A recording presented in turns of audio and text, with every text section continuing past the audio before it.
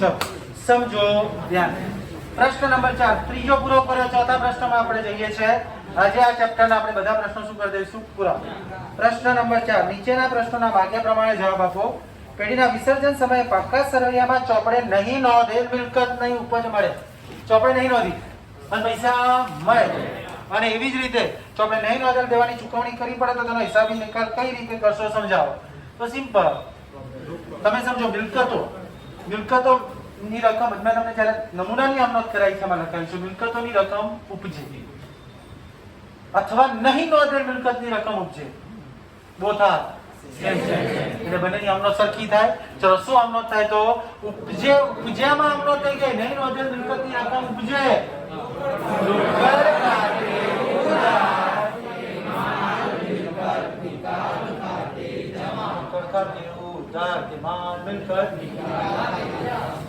બોલો તે રીતે નહીં નોંધેલ દેવાની રકમ ચૂકવવામાં આવે।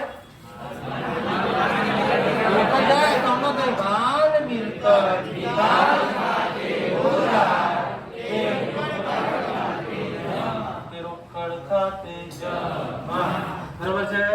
ચલો એના પછીનો પ્રશ્ન બીજો જુઓ શું કે છે। વિસર્જનના સંજોગોમાં પાઘડીની વિવિધ સંજોગોમાં આપવામાં આવતી હિસાબી અસર આપો। જો પાઘડીના વિવિધ સંજોગો છે, કયા સંજોગો છે? પાઘડી ચોપડે બતાવેલી હોય અને એની રકમ ઉપજે। કેટલી વાર શું થાય? પાઘડી ચોપડે બતાવેલી હોય પણ રકમ ઉપજે, અને કેટલી વાર એવી હોય પાઘડી બતાવેલ ના હોય હવે રકમ ઉપજે। તો એ ત્રણ સંજોગો, પહેલું પાઘડી ચોપડે બતાવેલી હોય તેની રકમ ઉપજે। ચલો 10,000 ની ચોપડી પાઘડી ચોપડે બતાવેલ છે અને વિસર્જન વખતે કેટલા ઉપજ્યા? 25,000। ચલો બતાવેલ છે એટલે બે આમનોંધ કરવાની। ચલો પહેલા પાઘડીનું ખાતું શું કરવાનું? વિસર્જન બંધ કરવાની આમનોંધ બોલ। પાઘડી ખાતું બંધ કર, કોઈ બોલે નહીં। કેટલા ના આવડે? પાઘડી ખાતું બંધ કરતા બસ આખા ક્લાસને આવડે છે। વિશાલને ચોથો ભાઈ પાંચમો છઠ્ઠો દાખલો વ્યવહાર આપી દો। બોલ ભાઈ રાધે જા। अच्छा આમનોંધ શું થઈ? માલ મિલકત ઉધાર તે પાઘડી ખાતે જમા કેટલા રૂપિયા। બાબત જે પાઘડી ખાતું બંધ કર્યું પછી નંબર 2 અવાજ બંધ કરી દો। બીજો વ્યવહાર, હવે એના વિસર્જન વખતે 25,000 ઉપજ્યા તો ઉપજ્યામાં ઉપજ્યામાં શું આમ ન થાય બેટા? રાધે જા એ બોલશે ઉપજ્યા ગુનેવા। અચ્છા તે એ જ બોલશે ભાઈ, એને બોલવા દો એને ખબર પડે તો। રોકડ ખાતે તે માલ મિલકત કેટલા રૂપિયા? આ બજે મિલકતોના ઉપજ્યા। ચલો હવે એના પછીનો પ્રશ્ન, પાઘડીને ચોપડે બતાવેલો અને રકમ ન ઉપજે તો સમજો ચોપડે પાઘડી 10,000 બતાવેલ છે પણ એની રકમ ઉપજતી નથી, પણ બધા બતાવેલ છે એટલે પેલા ખાતું તો બંધ કરવું જ। ચલો પાઘડી ખાતું બંધ કરવાની આમ ફરીથી વિચાર। હા એને પછી 3 વાર કરો ભાઈ, બેની જગ્યાએ 3 વાર। અચ્છા શું આમ ન થાય? બોલો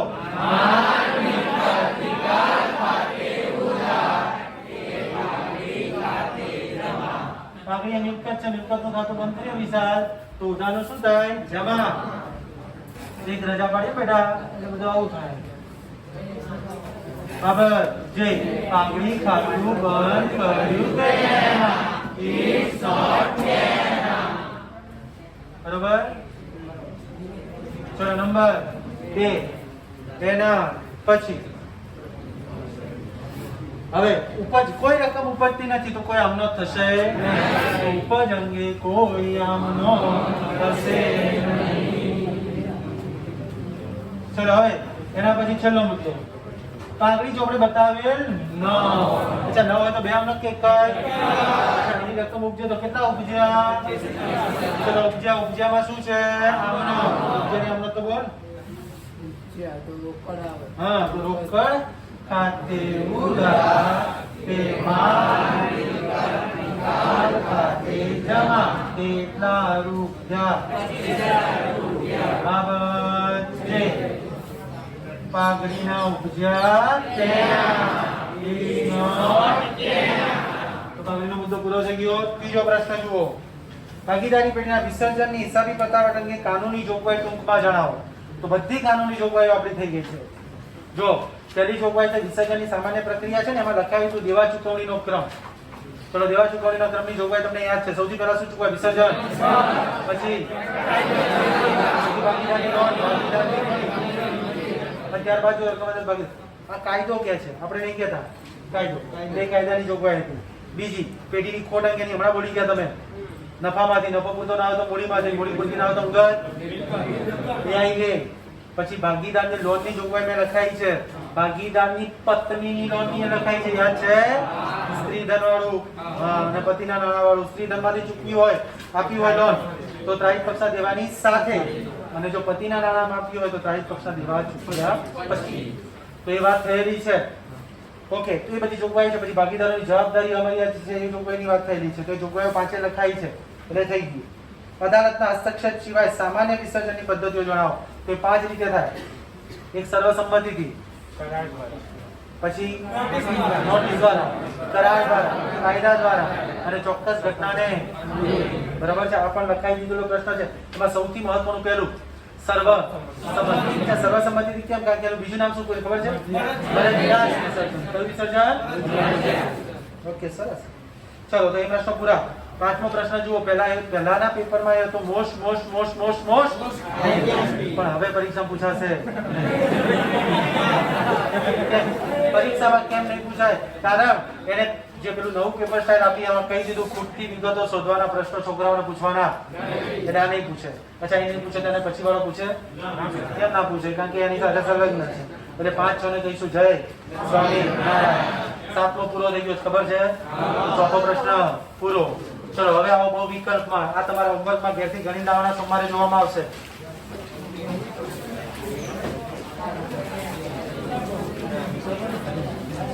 તો હા, વિકલ્પમાં જુઓ. ચલો, પેજ નંબર 309. ચલો, પહેલો ભાગીદારી પેઢીનું વિસર્જન કેવી રીતે થાય? કઈ ખબર છે? એક સામાન્ય વિસર્જન. સામાન્ય વિસર્જનને અદાલતના હસ્તક્ષેપ સિવાયનું કહેવાય. એટલે કેવી રીતે વિસર્જન થાય? કેવી રીતે? હા, તો ઠીક કર બે.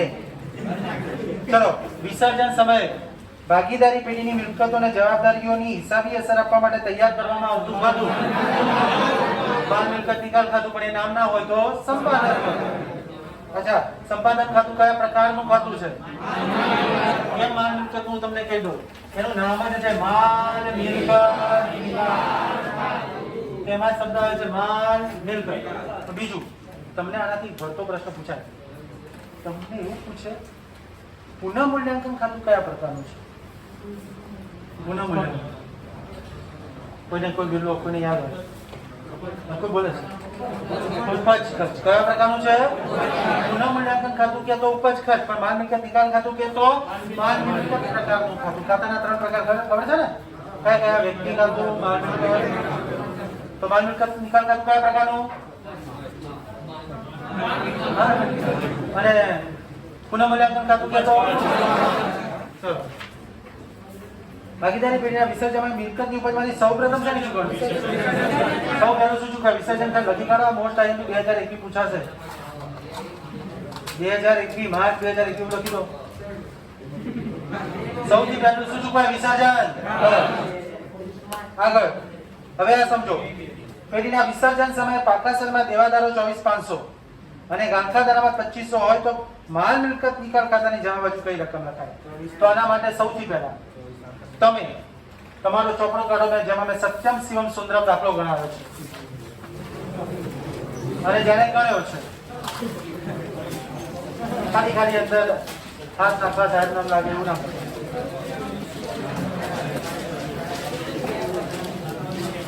ચલો, સત્યમ શિવમ સુંદરમ. બરાબર. ચલો, સત્યમ શિવમ સુંદરમ વાળો દાખલો જોયો. હવે તમે રકમમાં જાઓ. એક પત્તું ફેરવો એટલે 911 13 પેજ ઉપર એની રકમ છે. સત્યમ શિવમ સુંદરમ ચોપડીમાં ગયા 313 પેજ ભર્યો. એમાં મિલકતો બાજુ જુઓ તમને દેવાદાર ગાલખા દાનામાં 2 આપી છે જોઈ અને ચલો દેવાદાર કેટલા આપે છે ચોપડીમાં જુઓ તો અને ગાલખા દાનામાં 5000. હવે તમે તમારા ચોપડામાં માલ મિલકત નિકાલ ખાતામાં જાઓ એની ઉધાર બાજુ દેવાદારો લખ્યા છે 30000 જુઓ પરચુરણ મિલકતમાં ક્યાંક હશે છે હા અને સામે હશે માલ મિલકત નિકાલ ખાતું સત્યમ છે ગણ્યો છે દાખલો પહેલા તો ભાઈ હું ચલો દેવાદારો પછી ગાલખાત અનામત અહીં લખી હશે 5000 છે જેને ગણી હોય ખબર હશે છે 5000 હા તલ્લી જશે હા તો હવે શું થયું સમજો હવે આને પ્રશ્ન આ જ વાત થઈ હવે આને અનુસંધાનમાં તો કહે છે કે દેવાદારો 24500 ગાલખાદારમાં 2500 હોય તો માલ મિલકત નિકાલ ખાતે જવાબ બાજુ કઈ લખાય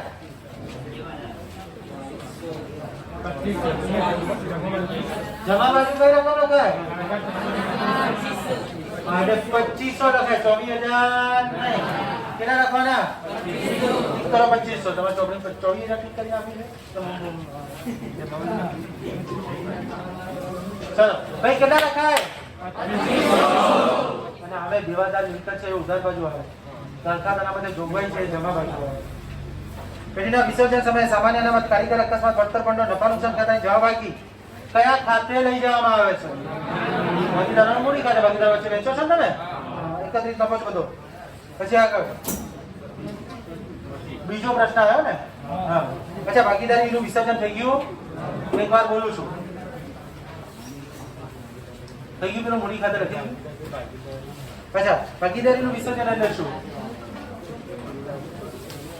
તો ભાગીદારીનું વિસર્જન કેટલા આવડે છે ભાગીદારીનું વિસર્જન બોલ બેટા કોઈ ભાગીદાર કે ભાગીદારોની નાદારી મૃત્યુ કે નિવૃત્તિ કે કોઈ પણ કારણસર ભાગીદારીની પેઢીનું વિસર્જન પેઢી બંધ કરવામાં ન આવે અને અન્ય ભાગીદારો દ્વારા પેઢી ચાલુ રાખવામાં આવે તો ભાગીદારીનું ચલો ભાગીદારી પેઢીનું વિસર્જન કોઈ બોલે ભાગીદારી પેઢીનું કાયદેસરનું સંબંધો નહીં ભાગીદારો વચ્ચે ભાગીદારી સંબંધ નોંધાવે ચલો એને વ્યાખ્યા સમજો આ લખેલું છે હું લખાવતો નથી ભાગીદારી પેઢીનું વિસર્જન કોને કહેવાય તો ભાગીદારી પેઢીનું કાયદેસરનું અસ્તિત્વ કાયમ માટે માની ગયા ભાગીદારો વચ્ચે ભાગીદારી સંબંધો બોર્ડમાં આમાંથી બધા પ્રશ્નો પૂછશે એટલે આ તો એ અને બી એટલે પહેલું બીજું સેક્શન તો બધાનું કરી દેવાનું કેમ 15 થી 30 માર્ક્સનું એમાંથી પૂછાય છે કેટલા 30 માર્ક્સનું અમુક ચેપ્ટરનો નથી પૂછાતું હું કહી દઈશ એટલે એમાં નહીં કરવાનું પણ આવો તો કરી દેવાનું ચલો મરજિયાત વિસર્જન એટલે શું તો ભાગીદારો સર્વસંમતિથી ગમે ત્યારે પેઢીનું વિસર્જન કરી ભાગીદારી પેઢીના વિસર્જન સમયે વિસર્જન ખર્ચ કોને ભોગવવાનો હોય પેઢી જેનું વિસર્જન થાય ભોગવે કોણ છે ભાગીદાર વાળો વેરી ગુડ તો પેઢીના ચોપડામાં લખો પેઢીના ચોપડામાં પ્રશ્ન લખો ઝડપથી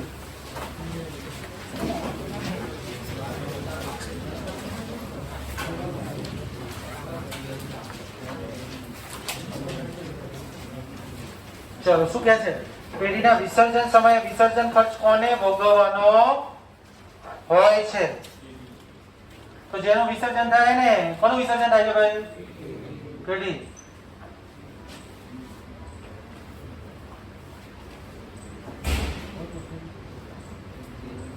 ચલો પછી પ્રશ્ન નંબર 5 એ થઈ ગયો છે એટલે લખતા નહીં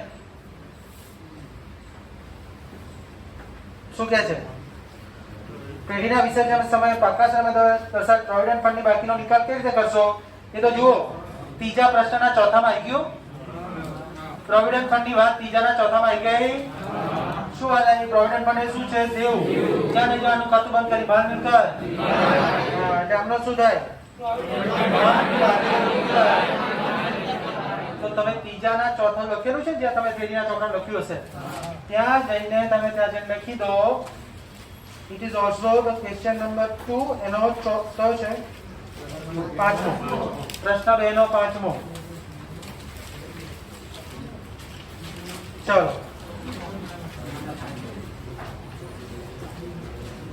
આના પછી કેટલા આવડે છે બોલતા રહેજો પેઢીના વિસર્જન સમયે અગાઉ વાંડીવાળા ગાલખાત પરત મળે ત્યારે તેની નોંધ ક્યાં થાય છે માલ મિલકત નિકાલ ખાતાની જવાબ જો આમનો વિચારો ગલખાત પરત મળે મળે મળે તો આમનો થઈ શું ન થઈ મળે ત્યારે શું આમનો થાય પૈસા મળ્યા રોકડ ખાતે ઉધાર તે માલ મિલકત તો આ પ્રશ્નનો જવાબ આપણે લખવાનો છે એટલે જાઓ તમે પેલાની અંદર થિયરીના ચોપડામાં ત્યાં જઈને લખો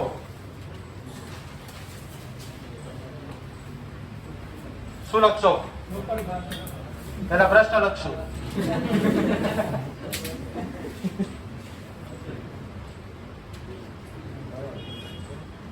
પેઢીના વિસર્જન સમયે અગાઉ માંડી વાળેલ ગલખાત પરત પડે ત્યારે તેની નોંધ ક્યાં થાય છે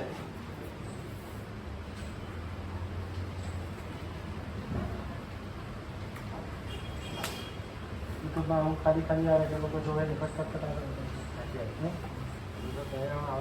પરત મળે તો તેની નોંધ ક્યાં થાય છે તો પહેલા તો આપણે આમનો જ કરીશું પછી અથવા કરીને જવાબ લખીશું માલ મિલકત નિકાલ ખાતા જવાબ પહેલા આમનો જ કરજો ચલો શું આમનો થાય રોકડ ખાતે ઉધાર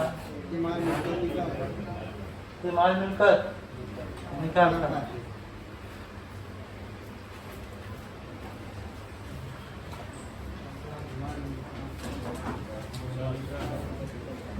પાંચ તે માલ મિલકત નિકાલ ખાતે પછી અથવા કરી લખો માલ મિલકત નિકાલ ખાતાની જમા બાજુ લખાય માલ મિલકત નિકાલ ખાતાની જમા બાજુ લખાય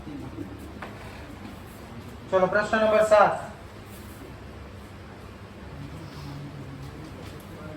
બે પ્રશ્નો છે બતાવી દઈએ અચ્છા આ તો થઈ ગયો છે માલ મિલકત નિકાલ ખાતાનો એટલે આને જય સ્વામી ના ભાગીદારી પેઢીના વિસર્જનની કેટલી રીતો કઈ કઈ પણ આ પ્રશ્ન મોસ્ટ આઈએમપી કરી લખી કાઢો પેલામાં જુદું છે ને એક માર્ક્સમાં તમારે જુદું થઈ જશે લખી કાઢો ભાગીદારી પેઢીના વિસર્જનની રીતો જણાવો ઓકે ડન કરજો બે રીત એક સામાન્ય વિસર્જન